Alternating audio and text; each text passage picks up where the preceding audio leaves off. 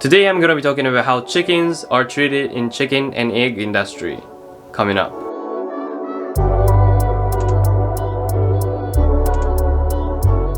What's going on YouTube? This is Taiki.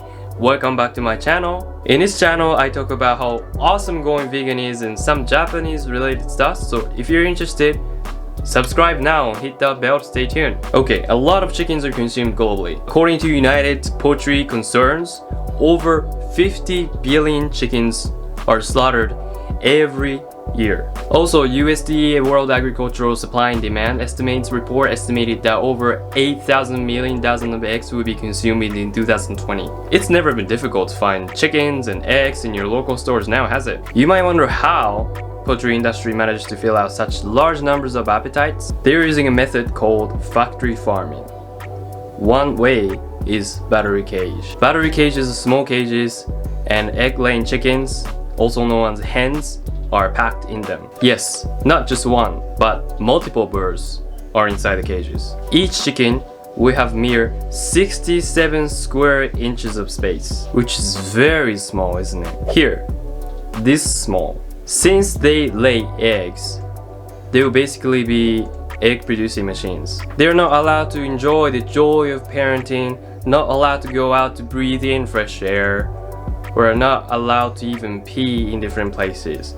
Their bedroom and bathroom are basically in the same place.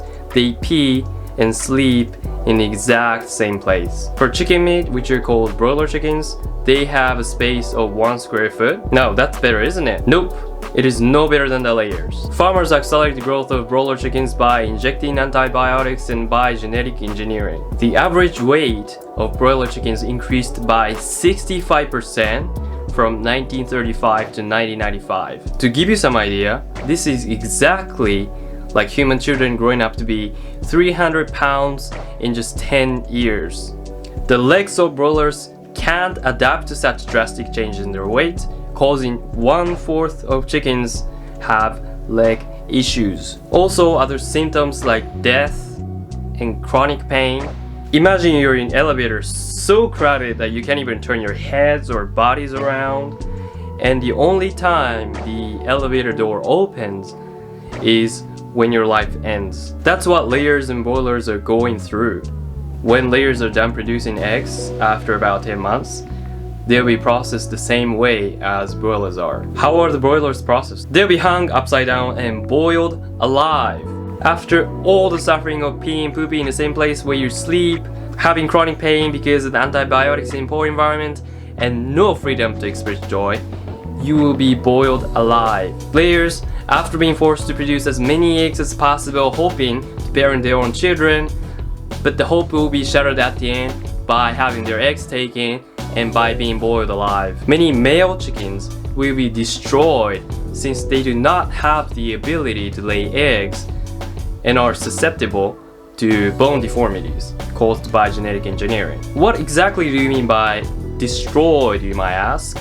They'll be sucked into pipes to be on electrified plates or into macerators to be brutally disposed.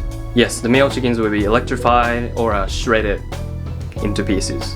What some vegan activists would do is just to go up to the farmers and just blame them for how they're treating the animals, but it is not the best way. And here is why. Because if someone tells you to stop doing something, it is actually human nature to want to continue doing it. So what would happen is that farmers won't change their behaviors and continue to treat the animals the same way. The farmers, they're just doing their jobs, and as long as there are demands for meat, they have to keep supplying. Now, I'm not backing up farmers, but I'm just saying that it's pointless to get mad at farmers. The problem is that we keep consuming animal products. So what will be a great way then?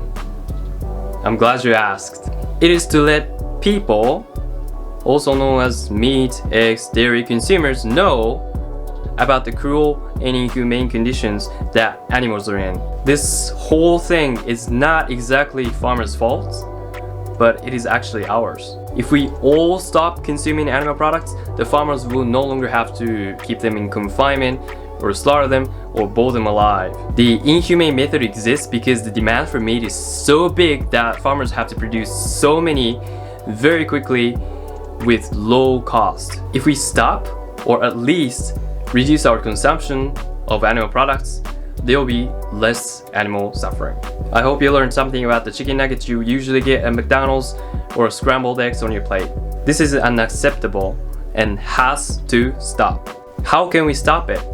We don't have to invest tons of money in NGO to take part. We can just stop or reduce eating animal products. We can do this if we all act together.